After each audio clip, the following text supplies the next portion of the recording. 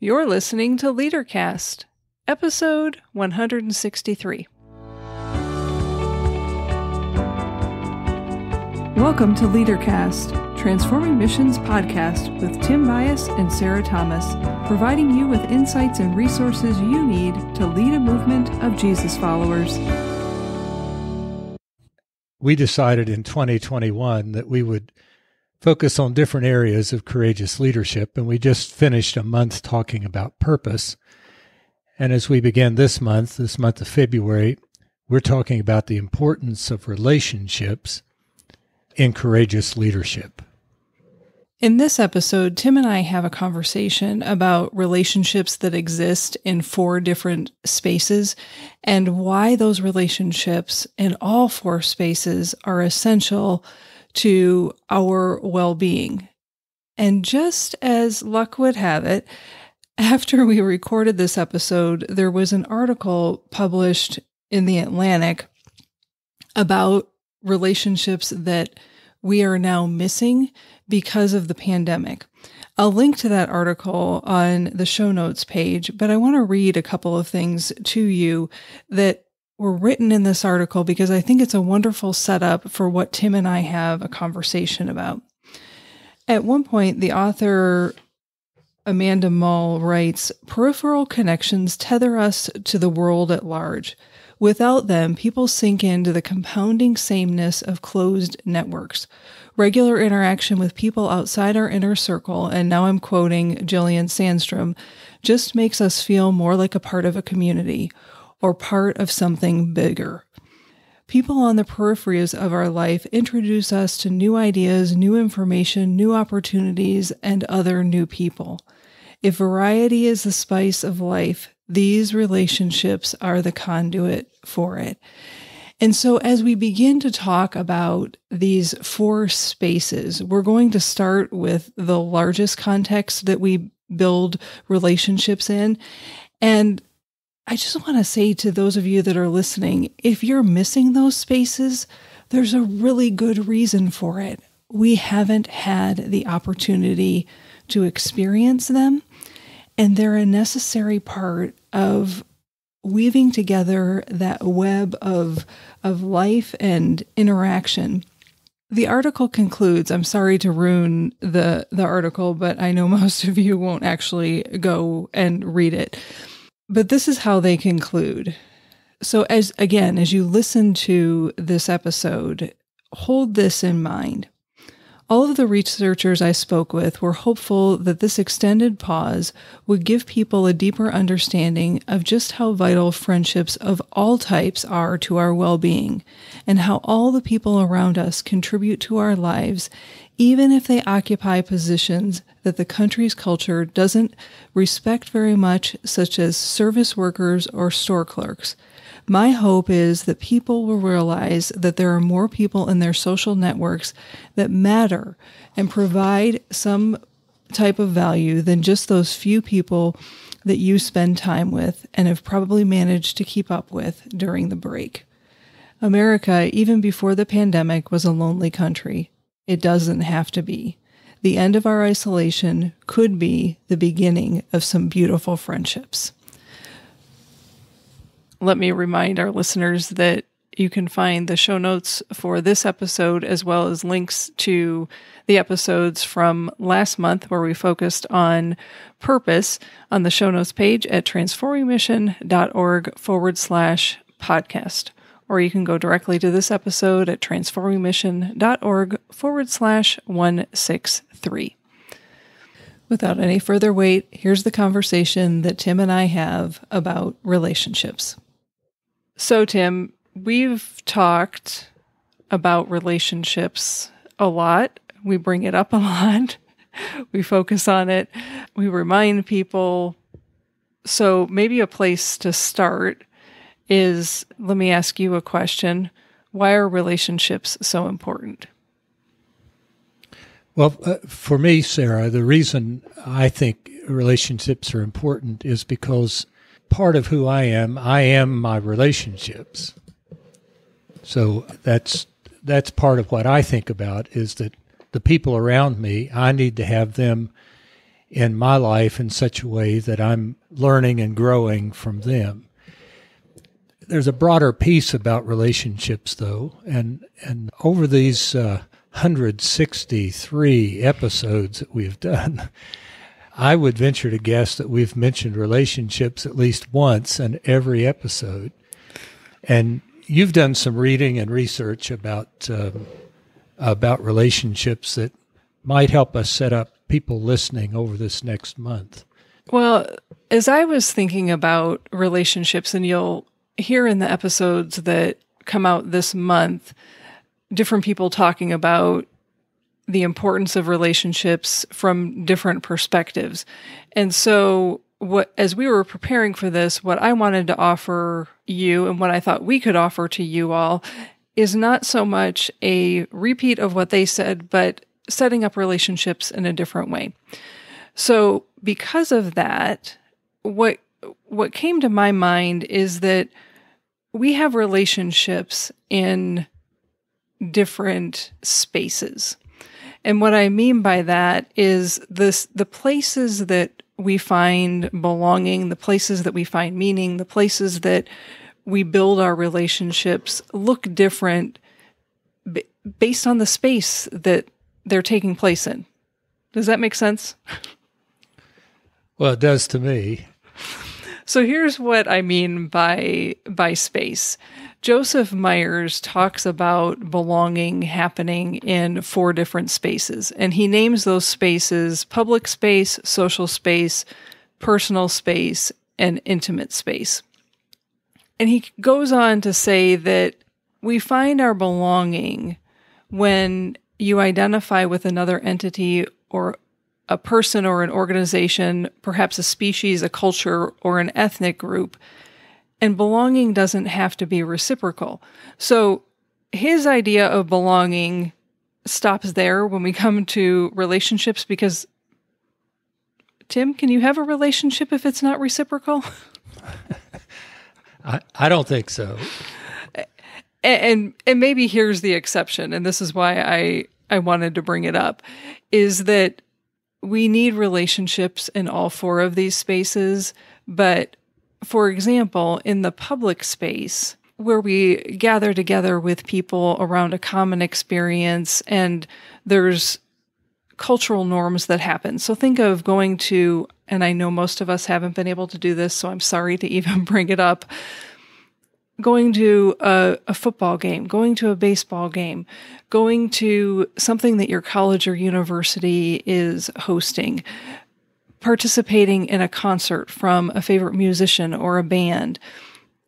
All of those experiences happen in public spaces. Yes, the very space that it's not been safe for us to be together in. And so our relationship there, and I think this is what he was getting at, every player on the team that I'm rooting for, since we're both Cincinnati Reds fans, let's use that one, Tim. And I'll just ask you, do you have a relationship with all of the coaches, the manager, and every player on the Cincinnati Reds? Only in my mind. No, I don't. And go ahead. I want to ask a question when you're finished. So the closest that we come to that is you might follow somebody on social media. But again, that's not a reciprocal relationship, but there is a relationship there in terms of you're interested in something and you're invested in something. In a lot of ways, it's a very superficial relationship because it isn't reciprocal. Are we good so far? You said you had a question. Well, we are. Let me see if I'm thinking of this, another aspect of it. You're talking about a relationship that we would have with our team, which we have no personal relationship with the people on the team, but it's our Reds, it's whatever. We did this, we did that. But would it also be that if we're not able to experience that kind of relationship out of the 4 that we're talking about, would we have some kind of deficiency is not the right word, but would there be something missing in our lives if we didn't have that? or in those kind of gatherings where we go, and, lots of times football games, baseball games are social gatherings. We don't even know the people around who we're sitting, but if we go to regular games, we're looking for the very people sitting around us. Yet we don't have a real relationship with them except for the event that we're attending. Is that the same kind of thing we're talking about? I think so, yeah. And hear me, I'm not an expert on this by any stretch of the imagination. Let me ask you a question back.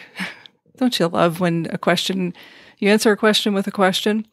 As you think about the last 11 months of your life, now, I know you well enough that you're not someone who every month you're going to see a musical performance, you're going to an event like that. But I do know that there were a couple of baseball games that didn't happen last year that would have normally happened in your life. You can say, yeah, it's just a baseball game. Did you miss something last summer by not being able to go to a baseball game? I did. And and there wasn't anything that anyone, it was the idea of being in a place, enjoying something with a group of people I didn't even know. Yeah. And so I think that's why Joseph Myers talks about we need all four of these, but they happen at different frequency for all of us. Other people that I know, let's just no hate emails for what I'm about to say here, friends. People went nuts this fall when the Big Ten was not going to allow football to be played. Ohio State fans, specifically because we are here in Columbus, were nuts. Now, for me, I could say it's just a football game. But for other people, that is so much a part of who they are and their relationships and where those relationships are formed and forged that, yeah, it was a big loss. And so this is where I don't think that we can compare one person to another. So me saying it's a football game, again, no hate mail, is very different for me than that diehard Ohio State football fan. We're talking about a public space, but I think you particularly can give us another example of how that works that might speak more directly to our listeners. 8 years ago, I attended a well-known megachurch in Southern California. I was there working on my doctorate and decided to take a little drive. The parking lots were well marked. The signs leading to the worship center were well placed. The music was great. The video projection even made everyone on the platform look even more beautiful than they actually were in real life. Hello, I want to know where you get that camera. And this was 8 years ago, so don't tell me technology has improved. They were doing something then. There was one person who spoke to me, and that person said, "Good to see you again." And at that moment, I smiled and I wondered if I had a twin living in Southern California. And I wondered how many times his standard greeting had fell on a first-time visitor's ears. He was completely unaware that in this public space, he had done something to alienate me rather than to welcome me to an experience altogether. Now, I confess, it's hard for me as a dark-haired Midwestern female to blend in Southern California groups where the sea of humanity around me was astoundingly blonde. So perhaps I was thinking, dude, which one of these things doesn't look like another? Come on, can you get it together? But then in my more gracious moments, I thought perhaps he was thinking, I remember another brown-haired female about your age from last week. It felt a bit like traveling to another country and thinking people don't recognize that you're an American. For me, unfortunately, in that public space, belonging did not happen. And unfortunately, Mr. Welcome Back, as I came to call him, was the only person that I spoke to in those 70 minutes. And as I found my way to my car, I realized I had just worshiped alone with a group. The irony in it all was they were launching a new small group series that day. And I left wondering how many times our local churches have unintentionally done the very same thing. Now, if you asked me if I'd go back, I'd answer no. And I didn't. The opportunities that I had to worship when I was in Southern California, I went to other places. Now, here is the funny thing that I remember remarking 8 years ago. And it's funny only because of what we've experienced in the last year. I could have experienced the same thing sitting in my home and watching it online. So what's the public space that we're creating so that relationships can build? Because the reality is, it's in that public space that we either recognize or don't recognize that we can build relationships there. The experience that I just described to you was one that I was like, I'm not going to build relationships here. They already think that I'm connected. They already think that I'm a part of this place. And I've got no connection here. I don't even know where a bathroom is on this and it was literally a campus. And I couldn't have told you. So think about how you're interacting and what you're setting up. Now, as I think about how many of us have been worshiping for the past 10, 11 months, and yeah, there's been some blips in there off and on. I think this still applies. I think public space is still important. I've participated in online worship experiences that I had the same exact experience that I just described to you. It was just me and a screen. I've had other experiences that I felt like I was a part of something greater. As I was listening to you, that's what I was thinking. I've been drawn to several online worship experiences where I feel like I'm part of what's going on. It's not and I'm not sure all the mechanics that go with that, but again, it's something that I go back to week after week because I feel like I have some kind of relationship with the people that don't even know that I'm there. Right. And that's what we're talking about. Right. Okay. We've dwelled on public space for a bit, so let's move to social space. You did so well with describing public space. Tell us what we're talking about social space. So in social space, this is the place where we share snapshots of life. It's the place where we rub elbows with people to determine whether they fit our criteria of who we want to relate to. It's where we experience something that we say, yeah, I want to get to know that person more, or we don't.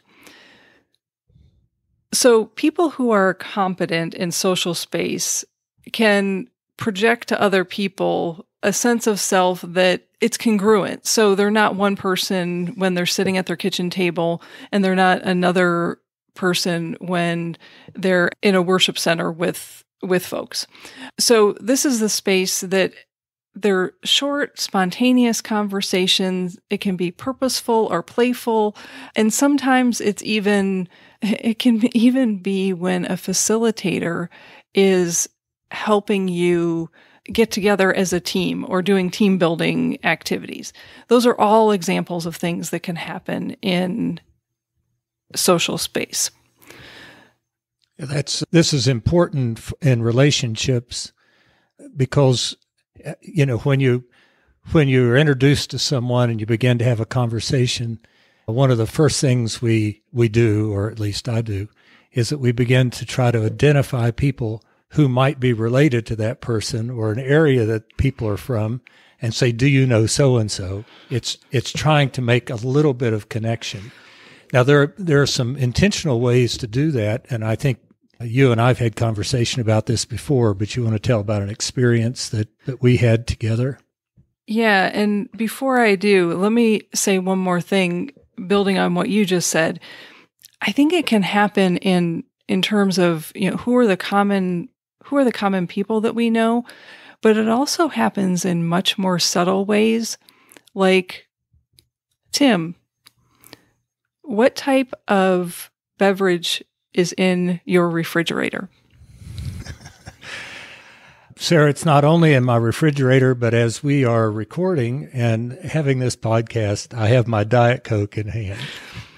So that's something that you and I immediately, when we first met, were able to connect on. It's silly. It's stupid. It's superficial. But we went, oh, there's something in common here.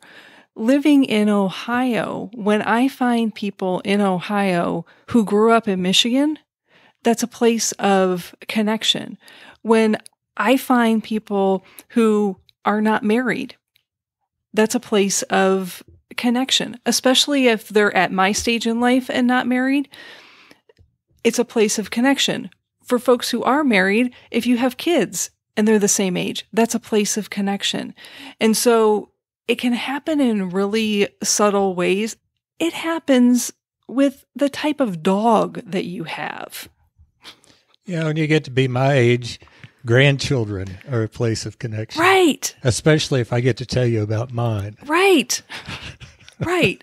So that's what happens in social space. It's the how do we make that connection to say, oh yeah, we do have something in common. So I don't know that I want to tell you about this experience as much as, Tim, I want you and I to talk about this experience and what you did in the midst of this, because you were the lead pastor of a staff, and I believe we were training a new group of leaders in the life of the congregation. And you've done this with lots of different groups of people. It was so important. Well, let me pause there. Why don't you tell us what you did?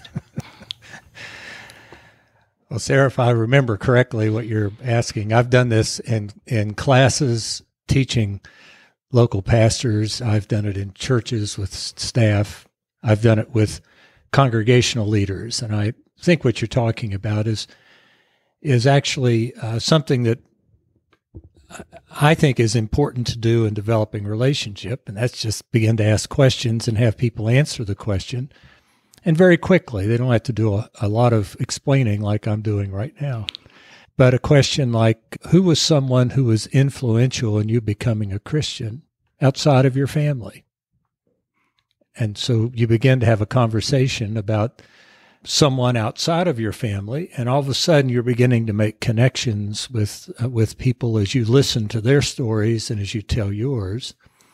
Another one of those questions, it's very simple. Who was someone influential in you becoming a Christian inside your family? And one of the things you learn quickly is what I've heard from people is that actually there was no one in my family who was a Christian. So that starts another conversation. And actually that creates some curiosity, which leads to even growing deeper in a relationship, because you begin to ask questions. Well, then how did you find out about the faith? Right. Because many of the people you talk with in the church say, well, I can't even remember the time I wasn't a Christian. Well, the person, and I'm not saying this putting words in your mouth, but you didn't grow up in the church. Right. And so there's a place where you made a decision. So all of a sudden there's a conversation about between two people, somebody that said, I can't remember when I wasn't a Christian. And then you who's saying, well, there was a time like, and that's your story to tell. But that's what you're talking about, right? Yeah, that's exactly what I'm talking about. And they were small moments. They were, I don't know another word other than to say it's a snapshot of who you are as, and in the context of that conversation, who I am as a child of God. It wasn't, sharing deep, dark secrets about my faith, but I got to share something and I got to learn something about someone else. And just in that brief moment, I mean, I don't think that you ever give people more than 2 minutes for any one person to share in those contexts. So this is not like you have an hour to go have a conversation with someone about who was influential in your faith. No, these are short couple of minute conversations and nothing more. And that's why I'm using the word snapshots. And I think that this is the space in the life of faith and in the life of our congregations that we underutilize. I would agree. And I just think it's very important that in every context that that we develop relationship, because I'm going to be very selfish here, because I become more who I'm supposed to be as I develop relationship or learn somebody else, and they become part of my life.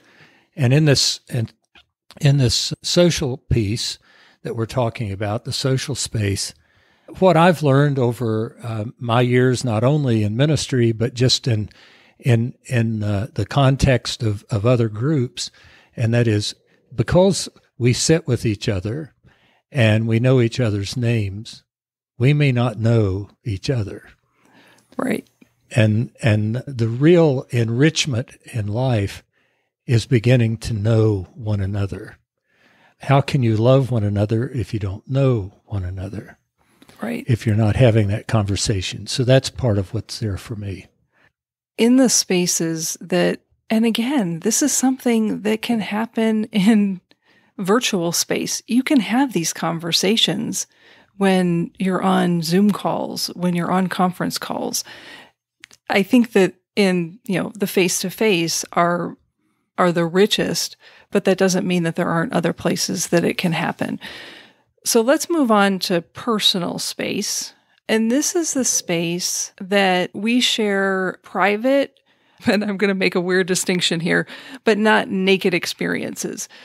These are things that we share with people that we invite them to keep in confidence.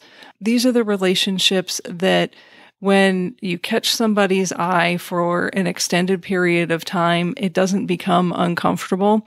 It's that knowing glance of a connection.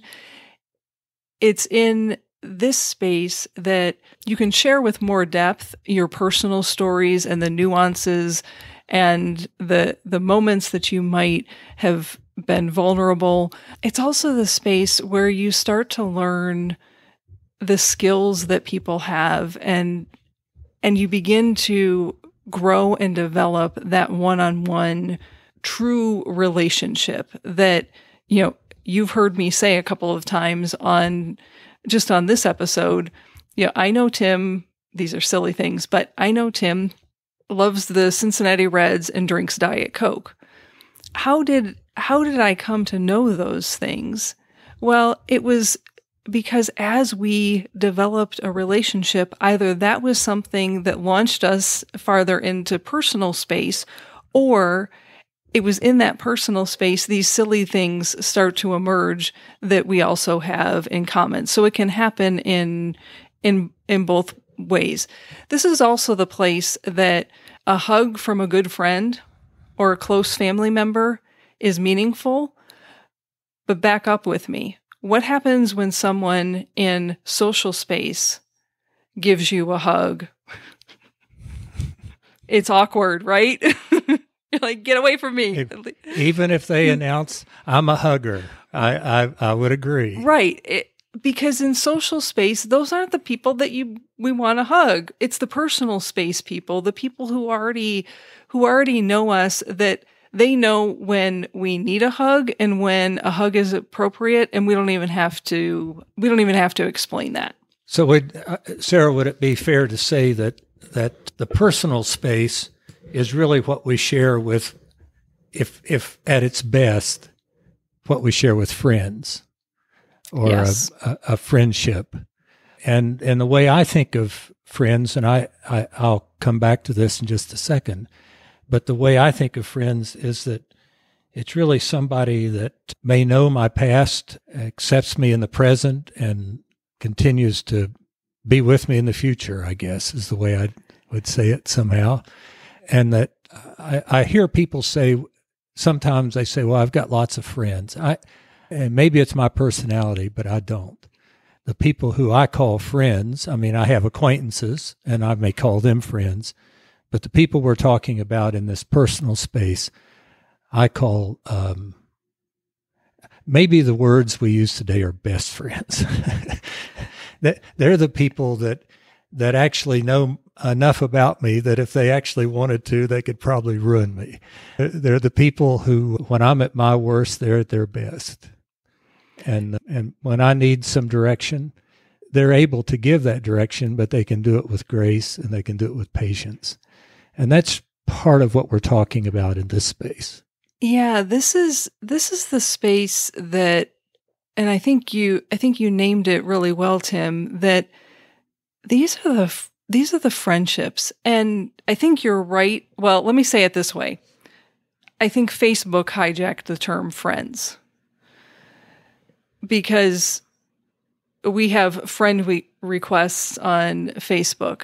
That would be in the social space. Ha ha ha. Hello, it's social media.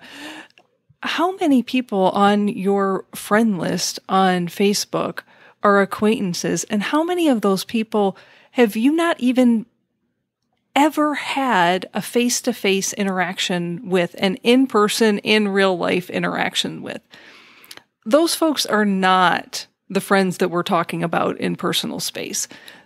There's a big distinction there. So thank you for making that. Now, there's another way to think of this, though, and that is, and I think you have another example of that, about, well, the work that we did at the one church where we were in the city, and that we had groups of people who were coming together with a common experience. And with that common experience, they began to grow in a way in which they actually developed friendships, I think. Isn't that what was happening?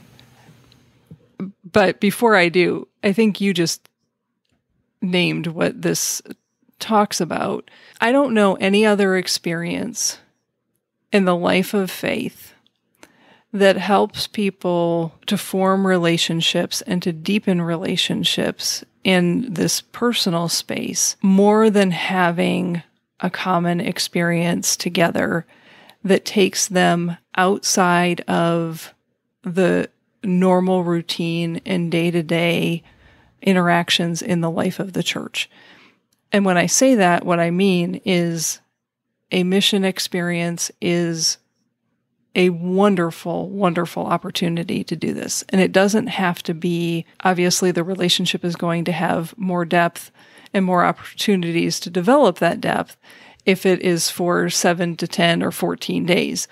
But even in a morning experience of serving together, how I explain it to people is when we're serving in mission in places that are not familiar to us, we come to the end of ourselves and we have to lean into God and say, okay, help me to know what to do here. And there's a certain vulnerability that happens in the midst of that. And even if you are sharing a meal with someone and you've been a part of preparing that meal and you're a part of serving that meal, and maybe you even sit down and are having conversations with some of the guests that are coming for that meal, as you have those conversations and interactions, you're also learning something about this person that you came there with. And so it's an opportunity to go deeper very quickly and to experience something that can be both transformational for you as an individual, for the relationship, and also for the people that you're coming alongside. You said it. It's a common experience that takes you to a deeper level. You said you've come to the end of yourself, but it takes you to a deeper level, which the experience that you're sharing is the same with the person with whom you're sharing it, so that there's a bond that takes place at that point, which really doesn't ever go away. You may not ever see each other again, but the memory of that is that here's somebody that was a part of my life. And on the other side of that, which you mentioned as well, is that the people with whom you are caring, not just caregiving, but you now are coming alongside of somebody. And if you're really offering yourself at that point, these persons become part of your life too, right, at a depth level. Right. Because they're not, and I want to say this the right way, but they're not necessarily the people that you're associating with on a day-to-day regular basis, and all of a sudden you're face-to-face with someone where you have to face your stereotypes, where you have to face your fears, whatever anxieties there, and all of a sudden you're making a connection with another human being, a child of God, from a different perspective. And that takes you deeper than what you would expect. Again, because it takes you to the end of yourself, and you're experiencing something with someone that you would not normally experience life. Yeah, and what's running through my mind as I'm listening to you name those things, Tim, and I hadn't really thought about this in terms of the 4 spaces of belonging and building relationships, but this is the space where we really learn how to be courageous and learn the skills of what it means to be courageous. When I say that, let me unpack it. You've heard us on the podcast talk about the 4 skills of courage building that Brené Brown identified, rumbling with vulnerability. That's what you just named. You are in a space that, and if I can say it this way, it's forced vulnerability. You're serving someplace new. You're feeling vulnerable because you don't know what you're going to experience. You don't even know what you're going to do in many circumstances of going to serve someplace. You just show up and say, "Here I am. How can I help?" That's all that happens. And so there's a vulnerability that you both walk into in the midst of that. And at the very same time, you're living out your values. There's something that has brought you to that place that you share in common that is connected to your values. And I would say there's also that element of trust, that you're trusting one another, that you're not going someplace crazy. You're doing this together, so it must be okay. And then that last one, the last skill of learning to rise, if you do put your foot in your mouth, if you do say something or do something, or if you, I don't know why this just popped into my head, drop that plate of food on somebody's lap and make a complete mess. The people that you're with, you all might laugh in the moment because of the embarrassment of the moment, but they're not going to judge you for that. They're going to laugh with you and say, "Okay, let's pick it up, let's clean it up, and let's move on." And so I guess what I'm really playing with here is, if we don't have relationships in this space where we can practice being courageous, we're going to have a very hard time in the social space and in the public space being leaders who are guiding people in courageous ways. I like what you just said. I think the thing that comes to mind for me is that I started with this about friendship. There is a distinction between the two. And so we're not talking about becoming best friends with what we've just been talking about, becoming best friends, but we are talking about a depth of relationship that is with best friends, if I may say it that way. Yeah, and it has the potential to become, well, let me say it this way. And I think we'll get to this in just a moment. If I were to ask you, this came on one of those silly forwarded emails this week from my mother.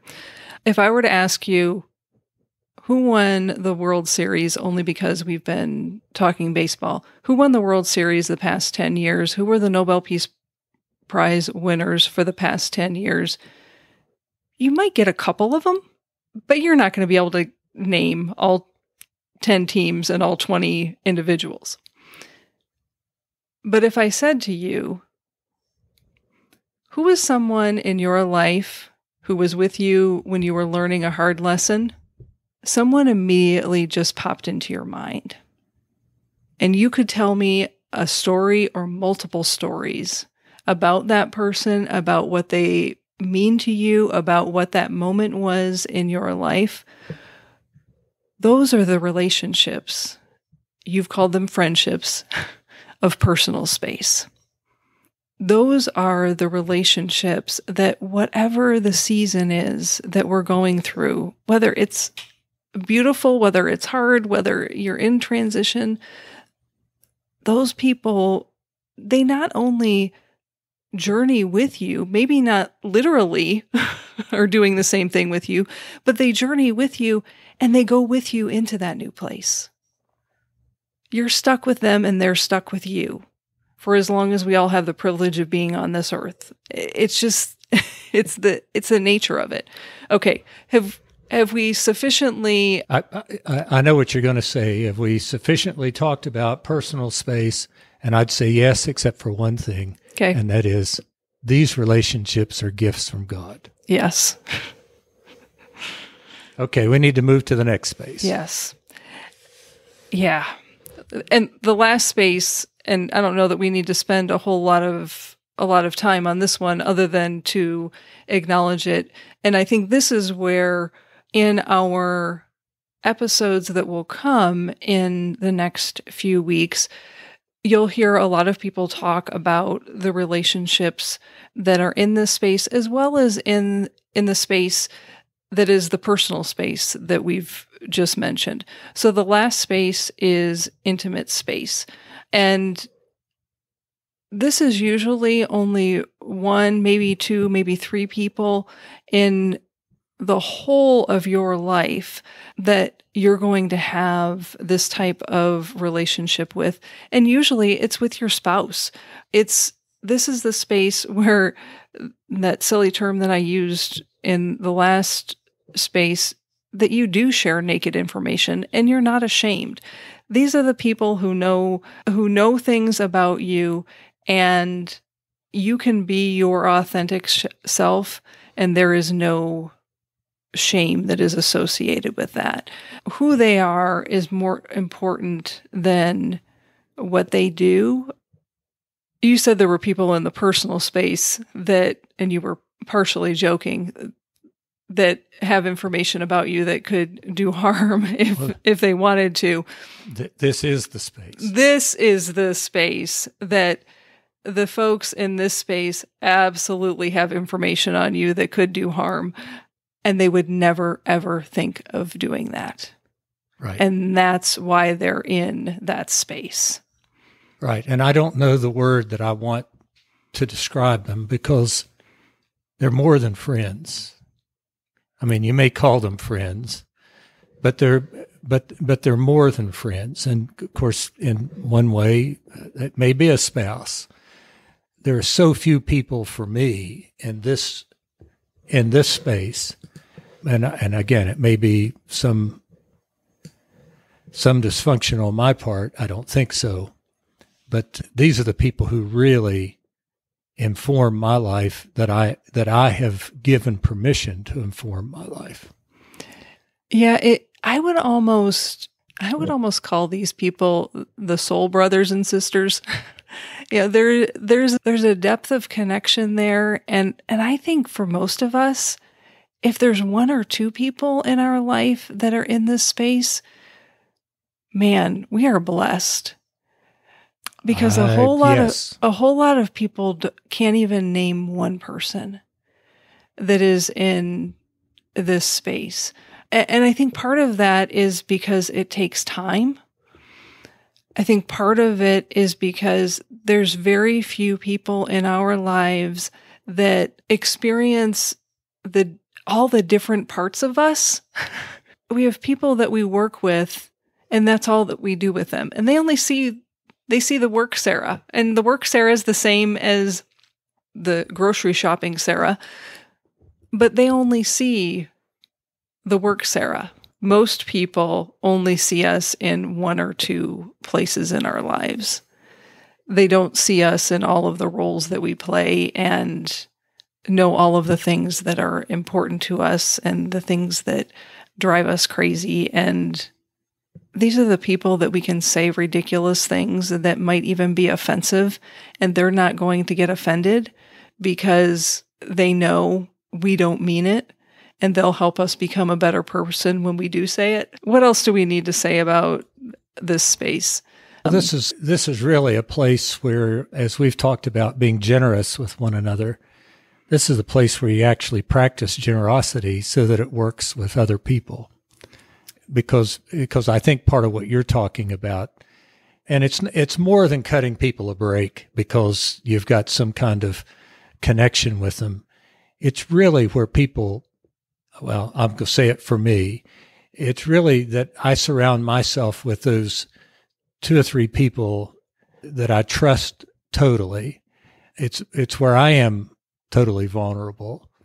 But if I'm off somewhere, off in the way that I'm thinking or acting or, doing something stupid, they love me enough to keep me on track. But they also give me the opportunity to share in a kind of way with them so that I'm learning how to do that in a larger context. Yeah. So it's, I don't hate to use this word. This is really ironic that I'd say I'd hate to use the word, but it's really where we express love.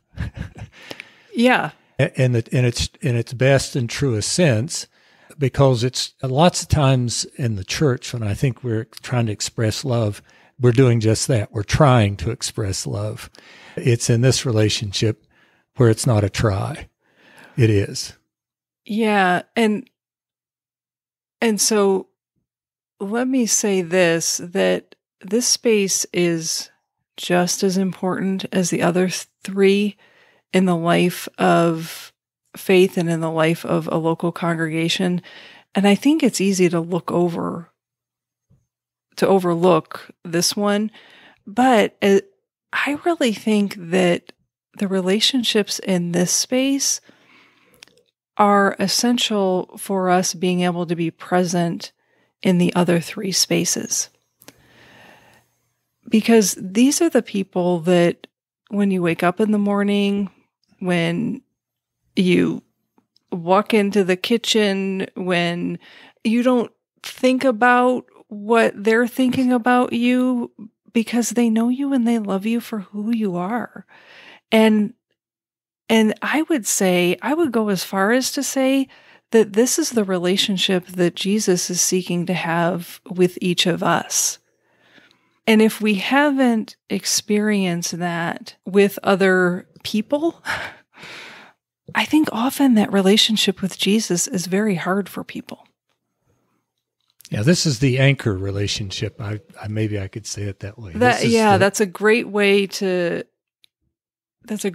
say it. And so we said it at the beginning, but let's say it again. All 4 of these spaces are needed because they knit together our web of community. And true community is built on relationships. And so as we walked through those, if you were thinking, like when I was preparing this, I was like, gosh, yeah, that it has been almost a year since those public space relationships have happened. And what really came to mind was, oh my gosh, how awkward it's going to be when I experience them again, because they just haven't happened. But thank goodness the other 3 have happened and continue to happen because, well, it's a loss. It's not such a loss. Does that make sense? Yes, it does to me. And that might say as much about me as being an introvert as anything else, because it would be fun at some point to have a conversation about introverts in public space. Because it's not our favorite space to be in anyway, I would say.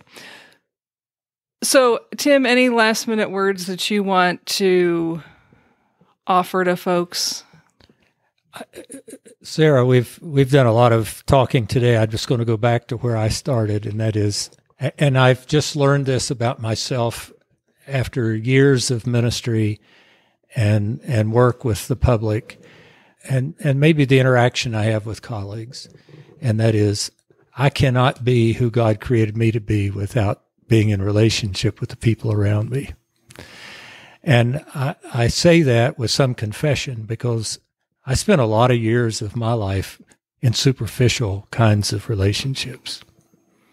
And there's still some like that. I mean, there's some people that's just really hard to be in relationship with them.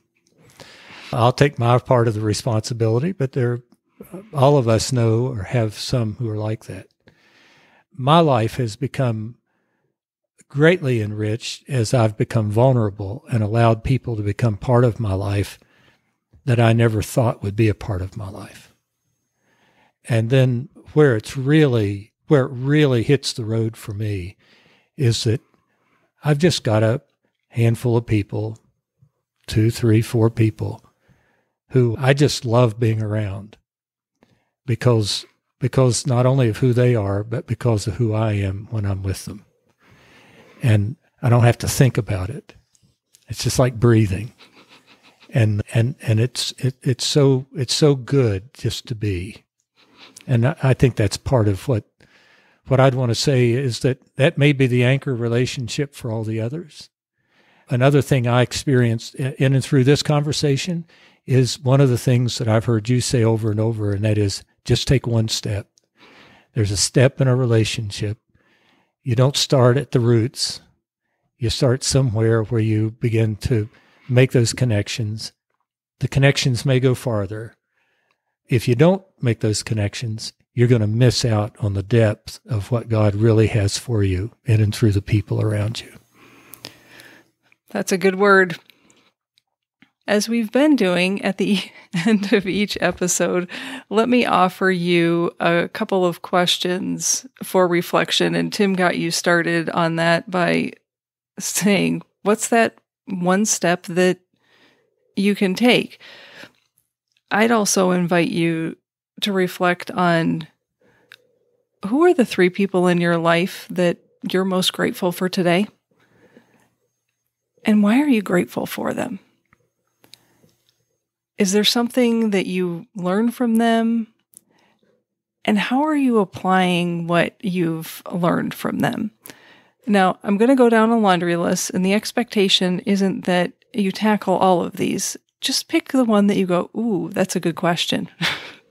Or someone jumps to mind. Who helps you to learn the hard lessons? Who are the people who help you through difficult times? Who are the teachers in your life? Who makes you feel appreciated and special? Who do you enjoy spending time with? And then, as I've been known to do, turn each one of those questions around and answer the question, who do you do that for? And maybe it's in that place of overlap that you'll reach out this week and say to someone, hey, you've been on my mind, and I just wanted to say thank you for being you and for being a part of my life. Once again, you can find the show notes for this episode, including those questions that are all written out so you don't have to remember them, on the show notes page at transformingmission.org/podcast, and you're looking for episode 163. And remember, who you are is how you lead. Bye for now.